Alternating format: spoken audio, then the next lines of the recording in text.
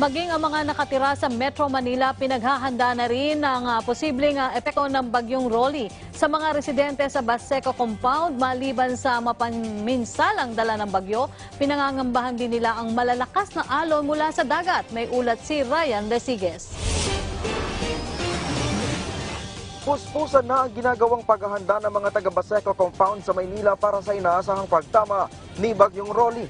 Gamit lamang ang isang kahoy na hagdan, pinilit na akyatin ni Nanay Oliva ang bubungan ng kanilang bahay at hindi na inalintana ang panganib. Matalian lang ang kanilang bubong para hindi tangayin ng hangin ang kanilang yero.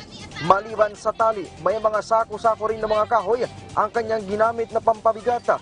Pinuno rin nito ng tubig ang ilang mga galon para ipatong sa taas ng yero. Isang pagkakamali lang nito ng tapak sa sanga ng kahoy o di naman kaya ay ma-out of balance sa bigat ng kanyang mga dala ay maaari na siyang malaglag mula sa taas. Giit nito na bagamat taon-taon ay nakakaranas sila ng bagyo, hindi pa rin nila maiwasan ng mangamba sa tuwing malalaman na may paparating na sama ng panahon. Maliban sa lakas ng hangin na dala ni Rolly, ay pinaghahandaan rin nila ang malalakas na alon mula sa dagat na maaari ring makasira sa kanilang bahay, lalo pat posibleng abutin ng signal number 3 ang Metro Manila. Malakas nga po sir, natatakot ako eh. Kahoy, yung mga 2x2 na mabigat, inakyat ko na. Saka yung pampusti na, malaki na rin pampusti, mahaba. Dinagan ko, iginanon ko kasi luna lang yung gitna nun eh.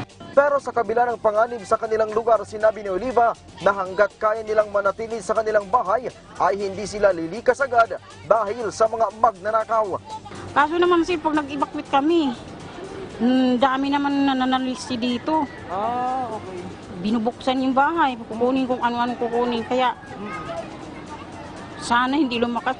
Pero ang mga bata sa lugar na ito hindi alintanang panganib na dala ng bagyo. Ang iba, masaya pang naliligo sa dagat. Samantala, nakatikilop na rin ang mga billboards sa kahabaan ng EDSA bilang paghahanda sa hagupit na dala ni Bagyong Rolly.